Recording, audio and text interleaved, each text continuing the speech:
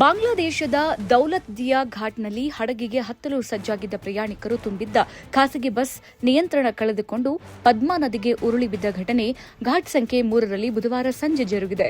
ಬಸ್ನಲ್ಲಿ ಸುಮಾರು 40ರಿಂದ 50 ಮಂದಿ ಇದ್ರು.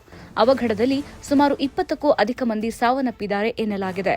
ಪ್ರಯಾಣಿಕರ ರಕ್ಷಣಾ ಕಾರ್ಯಾಚರಣೆ ನಡೀತಾ ಇದೆ. ಢಾಕಾಗೆ ಹೋಗುವ ಹಡಗಿನ ಮೇಲೆ ಬಸ್ ಹತ್ತೋದ್ರಲ್ಲಿತ್ತು. ಅದಕ್ಕೂ ಮೊದಲೇ ನಿಯಂತ್ರಣ ಕಳೆದುಕೊಂಡು ಸುಮಾರು 30 ಅಡಿ ಆಳದ ಪದ್ಮಾ ನದಿಗೆ ಬಿದ್ದಿದೆ. ಸುಮಾರು 35 ಪ್ರಯಾಣಿಕರು ಕಾಣೆಯಾಗಿದ್ದಾರೆ. ರಕ್ಷಣಾ ಕಾರ್ಯಾಚರಣೆಯಲ್ಲಿ ಸುಮಾರು 2 ಮೃತದೇಹಗಳನ್ನು ಹೊರತೆಗೆಯಲಾಗಿದೆ. ಬಸ್ ನದಿಗೆ ಉರುಳಿ ಬೀಳ್ತಾ ಇದ್ದಂತೆ ಹಡಗಿನಲ್ಲಿದ್ದವರು, ಸ್ಥಳದಲ್ಲಿದ್ದ ಸಾರ್ವಜನಿಕರು ಚೀರಾಡಿದ್ದಾರೆ. ವಿಧಿ ಆಟಕ್ಕೆ ಹಿಡಿಶಾಪ ಹಾಕಿದ್ದಾರೆ. ಇದಕ್ಕೆ ಸಂಬಂಧಿಸಿದ ವಿಡಿಯೋ ಸಾಮಾಜಿಕ ಜಾಲತಾಣದಲ್ಲಿ ವೈರಲ್ ಆಗಿದ್ದು, ಎಂಥವರನ್ನು ಒಂದು ಕ್ಷಣ ದಂಗಾಗಿಸುವಂತಿದೆ.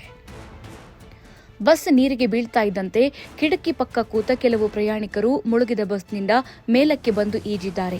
ಅವರನ್ನು ಕಂಡ ಸಾರ್ವಜನಿಕರು ಟವೆಲ್, ಹಗ್ಗ ನೀಡಿ ರಕ್ಷಿಸಿ ಮಾನವೀಯತೆ ಮೆರೆದಿದ್ದಾರೆ. ಈ ಭಯಾನಕ ವಿಡಿಯೋ ಜಾಲತಾಣದಲ್ಲಿ ವೈರಲ್ ಆಗ್ತಾ ಇದ್ದು, ಬಹುತೇಕ ಪ್ರಯಾಣಿಕರು ಮೃತಪಟ್ಟಿದ್ದಾರೆ ಎನ್ನಲಾಗಿದೆ. ಹಡಗಿನಲ್ಲಿ ಕೆಲವು ವಾಹನಗಳು ಇದ್ವು.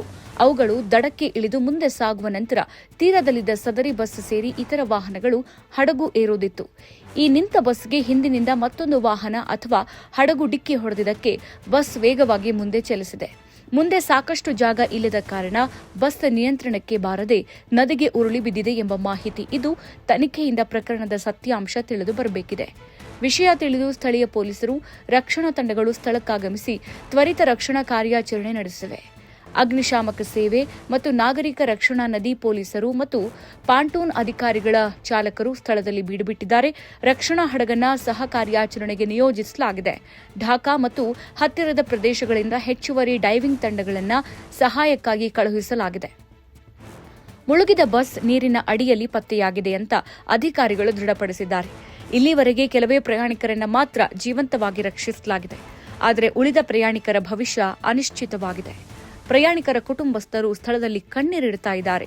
ಇಂತಹ ದೋಣಿ ಟರ್ಮಿನಲ್ಗಳಲ್ಲಿ ದೇಶದ ಜಲ ಸಾರಿಗೆ ಮಾರ್ಗಗಳಲ್ಲಿ ಜನನಿಬೀಡ ದೌಲತ್ ದಿಯಾ ಘಾಟು ಒಂದಾಗಿದ್ದು, ಇಲ್ಲಿನ ಸುರಕ್ಷತೆ ಬಗ್ಗೆ ಕಳವಳ ವ್ಯಕ್ತವಾಗ್ತಾ ಇದೆ.